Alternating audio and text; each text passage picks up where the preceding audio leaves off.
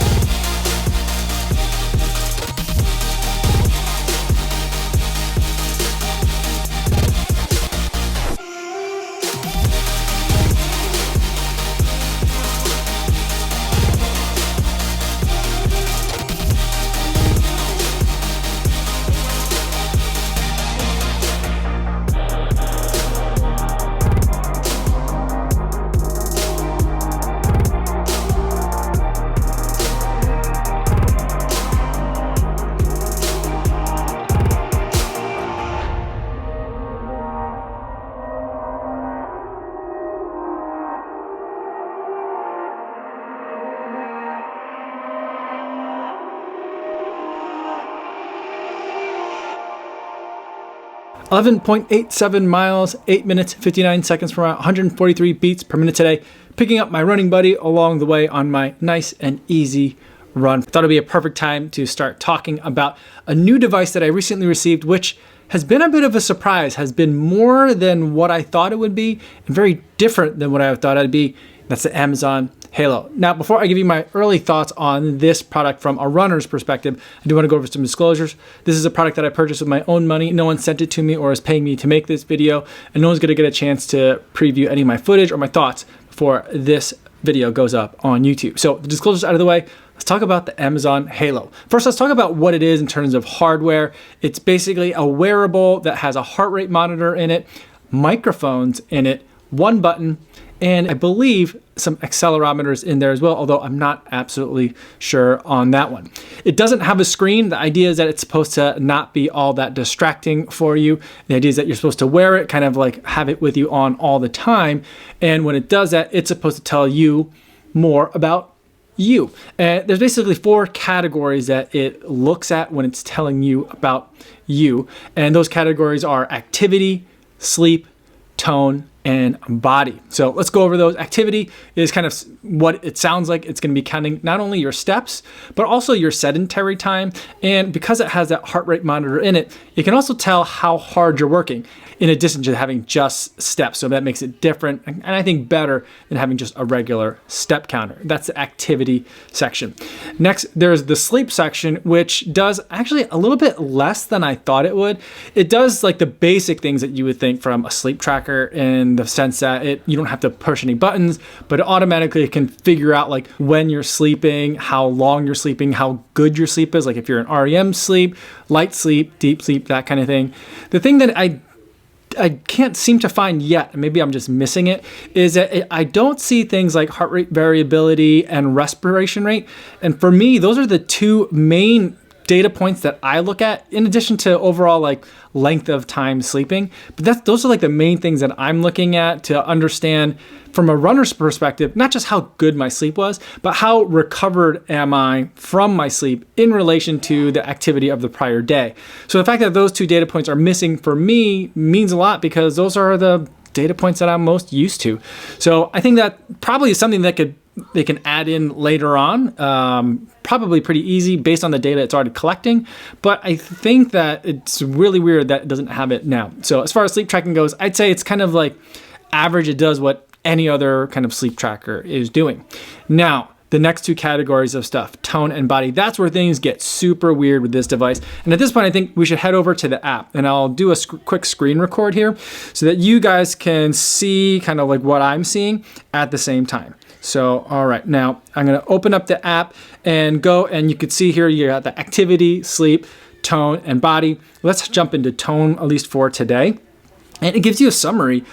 Basically, it listens to you all day long, which I'll talk a little bit more about that later, but it listens to you all day long, and it gives you a breakdown of like what you sound like to everyone else throughout your day. So it tells me I'm 10% of the time I'm laughing emoji face, 10% of the time I'm happy emoji, 27% of the time I'm just neutral, and at least today 0 was I grumpy. So I feel like that's a win for me.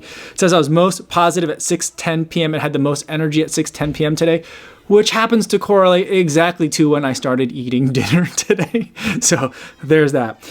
It gives you a breakdown of your notable moments from the day too. It says like in the early evening, again, 6:10, dinner time. I was appreciative.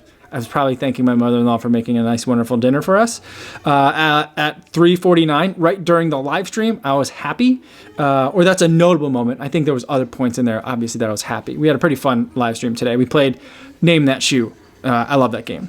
I was discouraged at 10:20. I'm trying to think of what that was. Nothing really jumps out at me. And at 9:30, I felt restrained, which is a pretty nuanced kind of like emotion for the AI in this thing to pick up. So I'm pretty impressed with that and scared by it a little bit in a way.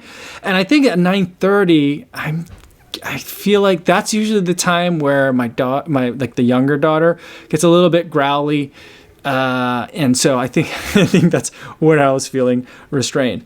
And so it gives you some kind of other examples of like how you understand like the stuff that it's telling you. And it gives you like a day by day, like throughout your day, hour by hour breakdown of where you kind of were in terms of your tone throughout the day, which is really, really bizarre. Here's another thing that you could do with this thing is you can press the one button that's on this device and start recording. So let's say you know you're about to head into a conversation and you want to know how you're coming off. You can like bookmark your day, and not that it won't like record it. It's not a recording device. You can't go back and listen to stuff later, but it'll make sure to make a note of it in like as you're scrolling through this thing later on, so you could see what that specific conversation was like. Here's the other thing that gets super interesting with this. I'm going to switch over to the live tab, and first you can go live with the heart rate, which it seems to do a pretty decent job with the heart rate. I have a couple of other heart rate monitors that kind of track my heart rate on a real-time basis, and the numbers I get, no matter how many, I could put on 2-3 different heart rate monitors, I get a different number when I'm looking at them all at the same time. So I'm not really sure which one's the most accurate, but right now it's telling me I'm at 71 beats per minute, which is a little bit high for resting heart rate, but usually when I'm talking to the camera, I think that it gets up a little bit higher, and that's pretty normal. I've seen the Halo does it, my Whoop does it, all my GPS watches, they do it. So that's not like all that like crazy. Here's where things get crazy. Switch over to tone, and I'm gonna hit start. Okay, so I ran into some technical difficulties trying to record this thing, but now I think I got them all sorted out. So I've got the live capture of what's going on here, and it's the Halo band is live capturing what I'm saying to it in real time. And as I'm talking, it's analyzing the words that I'm saying, it's sending it up to its server, it's analyzing it and kind of giving me this visual feedback of where my voice sounds in terms of, am I sounding positive, negative, low energy, or high energy? Right now it's telling me I'm knowledgeable, confident, and passionate, which I feel like it's pretty good, but it's all kind of hovering around kind of like the meh emoji, so I'm not feeling so great about that. But overall, I just think that it's just like really bizarre that it can do this so quickly, and that it can kind of, I think it's doing a really good job of picking up on the nuances of the language that I'm using. So I guess I can kind of trick it in a way, and if I'm feeling low energy and not so great, what does that do to the at least the readout of what it's interpreting of me? I'm not really sure about that. Does this really even work? Is this thing even worth it? How well can it possibly know? How can this machine know the nuances of human emotion? Is that even a thing that it can do? I don't know. I thought I was getting low energy and negative in there, but oh, when I was being skeptical, it picked up that I was being skeptical. Wow. So it's kind of just all over the place, but I think I'm all over the place, and it's following me quite nicely. Once you're done with doing this, you hit the stop button, and it can give you like kind of an instant readout of the things that it looked at. So I was happy emoji for 50% of the time, and just meh for 50% of the time as well. In terms of my positivity, I was in the happy range for a lot of it, and there was parts of it where I was not. So that was that skeptical part. When I was trying to trick it, it knew I was trying to trick it, it didn't quite work. Going to the energy, I was kind of, I think, in the middle for most of the time. Oh, okay, so neutral energy for a while, and then some happy / angry. It's interesting that it puts happy and angry kind of as a slash. It could be the same thing in terms of energy.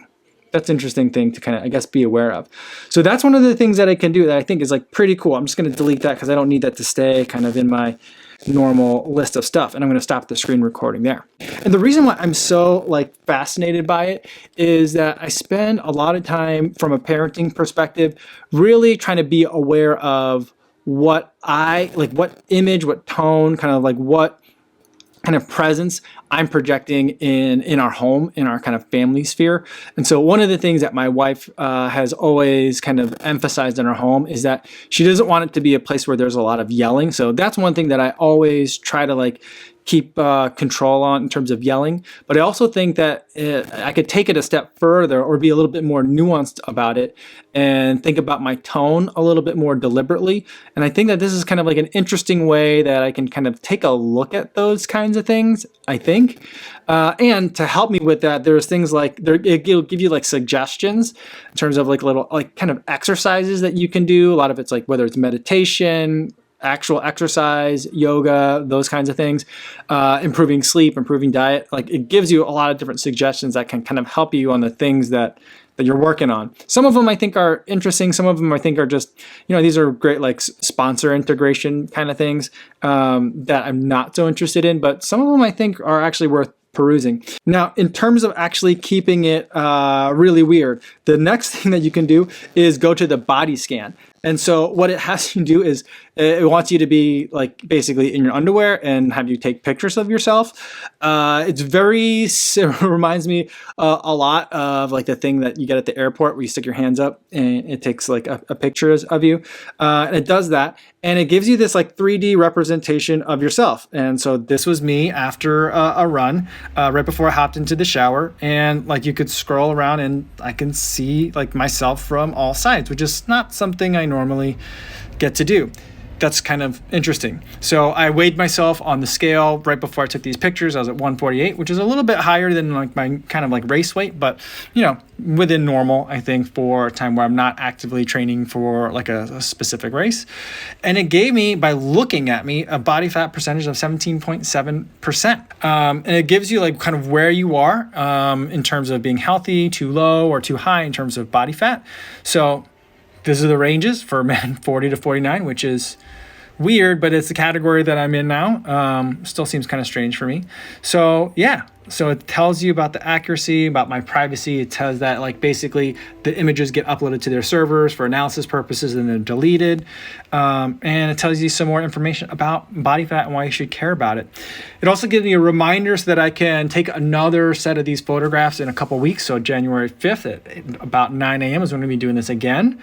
So we'll see how that goes. And then again, it gives you like related suggestions of stuff that you can do to work on it. So there's a 150-minute fix workout from Orange Theory. There's something with a 2-minute workout to start my day with 8Fit, 30-day lengthen and tone with P.Volve. So there's lots of kind of stuff that you can do.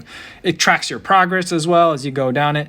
And it also gives you this thing, which I think is just really weird, an estimate of your body changes. So I can use this dial to scrub over back and forth and say, let's say I got it real low and got to 8% body fat.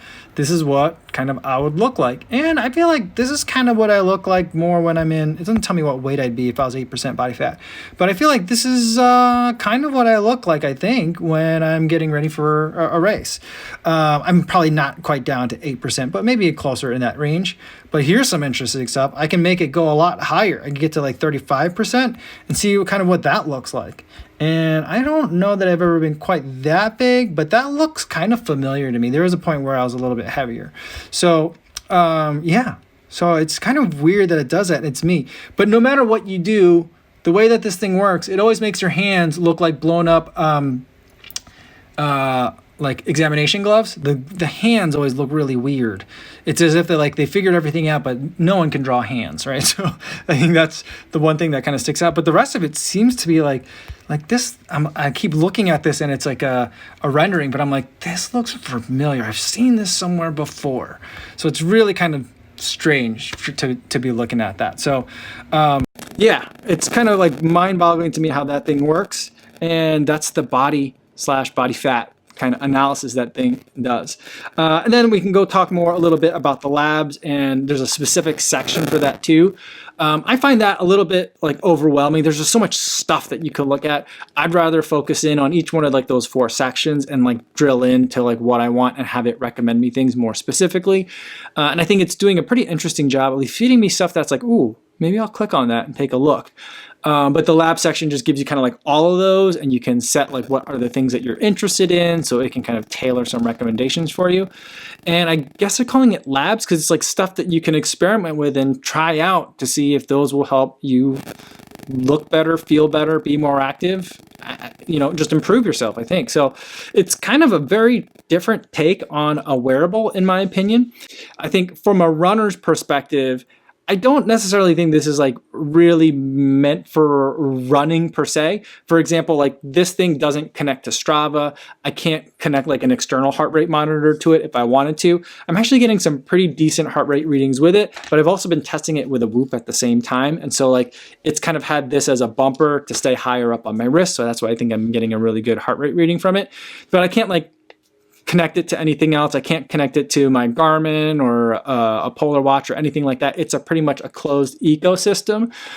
So from a runner's perspective, I'm not sure how useful that is if you've already got like a GPS running watch that's going to tell you all this stuff. Anyway, and if you don't have a GPS running watch, then this isn't going to give you a lot of the stuff that you're going to want from a wearable. If you're like I only want one wearable person, you're going to probably want a GPS one to go with you if you're going to be running. So like, I'm not sure that this is necessarily going to be something for runners, but it might be something for runners who are also looking to improve other aspects of their life. Like for me, that tone section is really fascinating to me, but it also then leads me into like my privacy concerns for this. Now, on the one hand, I'm like, this thing listens to me all day long, and the app is asking me to take pictures of myself in my underwear. I'm like, well, all sorts of red flags are going off. But then on the other hand, I'm like, I'm pretty sure that like all my other, like the reason why I wasn't like all that concerned about showing you guys like my scan like image things is because I've made like a 2-inch shorts running video. So like I've already done that, and I also like in my phone, I imagine that the phone is like listening to me at various points throughout the day. There's smart speakers in this house, so I'm like things are already listening to me all the time anyway. So it just seems like a little bit creepier when it's on this device and it's listening and also judging you like throughout the day. So I think that's another like kind of like really peculiar point about it. But like they're trying to be as transparent as they can in terms of like what they're recording, how long they're keeping it. So you can drill down into that further if that's really a big concern for you. But it does set off kind of like a couple of alarms of concern when I'm thinking about like, how is this thing really working? So that's one thing to also just keep in mind if you're thinking about this device. You can mute it, and you can like, I think long press or something like that, and it'll mute the mic. So if you have a conversation you don't want to get put on anyone's servers, no matter how transiently it goes up there, and how like anonymous or scrubbed it can be, you can do that as well. But I just feel like that's, I don't know. If I had conversations that were that important or that secret, I don't think that I would trust that anyway. So there's that. It does cost $99, so it's pretty cheap, and you get a 6-month subscription to kind of all these features. After that, it's $3.99 a month, so the subscription really isn't that expensive at all. So I think that it's one of those things where if you're looking to kind of like use one of these devices kind of somewhat temporarily, so like for a 6 months period, $100 all in, and then you can just cancel and just be done with it after that. By then you hopefully will have been using some of the labs and doing some of the suggestions to either get yourself more active, improve the way you're sounding and coming across to the world around you, that kind of thing. So those are some things that you can kind of like do in the interim period. And for that, I think that's pretty cheap, but it's assuming that it's going to all work. So those are some things that I'll be kind of tracking over time. So I'll be wearing this for a little while longer. I'll probably start like wearing the Whoop a little bit less, as I've kind of been wearing that one for a little while. Still going to be wearing a GPS running watch on the other wrist every day.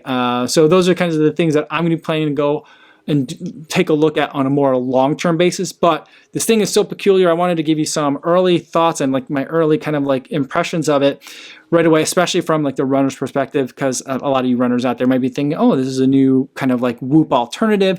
It's not really that. It doesn't get too much into the recovery space. So it'll be interesting to see what it's like to live with this thing on a little bit more of a long-term basis, see if it actually changes my behavior or if I just have like, you know, some sort of semi-objective confirmation for the things that I'm already aware of that I'm failing at. I don't know. So we'll see. Hit the subscribe button if you're not already subscribed, so that way you can know about when this longer term video comes in and I get a chance to really live with this thing on a more in-depth basis. So those are my thoughts so far on the Amazon Halo. Let me know in the comments if you have any questions about this device. I'll be happy to answer any questions there, or better yet, come by the live stream that I do just about every day on YouTube, 3 p.m. Central Time, and I'd love to talk about it a little bit more over there. That's all I have for today, everybody. Thanks so much for making it all the way to the end of the video. Hopefully you guys are staying safe out there on your runs, and I'll see you in the next one. Yo, what's going on?